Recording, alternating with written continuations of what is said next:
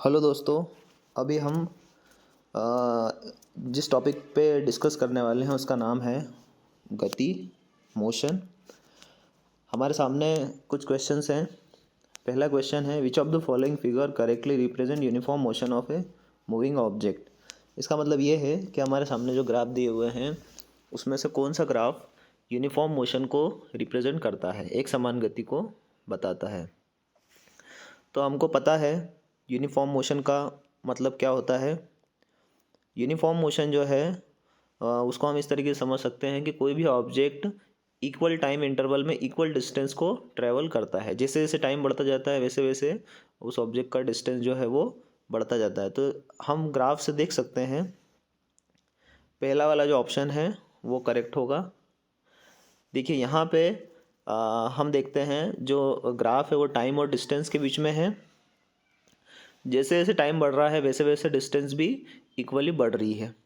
तो हम बोल सकते हैं कि पहला वाला जो आंसर है वो करेक्ट होगा। दूसरा क्वेश्चन है, 4 cars A, B, C and D are moving on a level road. The distance versus time graphs are shown in the adjacent figure. Choose the correct statement.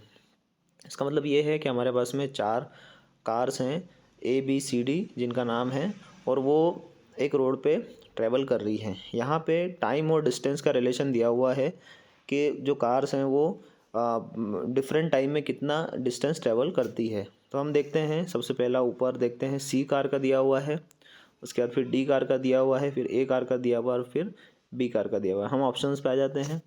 पहला ऑप्शन है car A is faster than car D। इसका मतलब ये है कि car ए जो है वो कार डी से फास्टर है। नहीं, ये जो है ये रॉन्ग स्टेटमेंट है। हम यहाँ पे देख सकते हैं कि जो डी कार है वो कम टाइम में भी ज़्यादा डिस्टेंस ट्रेवल कर रहा है और ए कार जो है वो ज़्यादा टाइम में भी कम डिस्टेंस ट्रेवल कर रहा है। तो पहला वाला ऑप्शन गलत हो जाता है। दूसरा ऑप्शन है car B is the slowest. यहाँ पे हम देख सकते हैं कि कार बी जो है सबसे ज़्यादा टाइम लेती है और सबसे कम डिस्टेंस ट्रेवल करती है। तो हमारा जो आंसर होगा वो होगा option number B, car B is the slowest. ठीक है, अगला क्वेश्चन हम देखते हैं, slope of the velocity time graph gives. जो वेलोसिटी और टाइम का जो ग्राफ है वो क्या देता है, मतलब उसका मतलब क्या होता है। वेलोसिटी और टाइम ग्राफ जो है उसके बीच में जो एरिया होता है वो क्या रिप्रेजेंट करता है। तो हमको पता है एक्सेलरेशन की डेफिनेशन हमको पता है। एक्सेलरेशन यानी कि त्वरण। एक्सेलरेशन क्या होता है, वेलोसिटी अपॉन टाइम। त्वरण बराबर वेग बटा समय।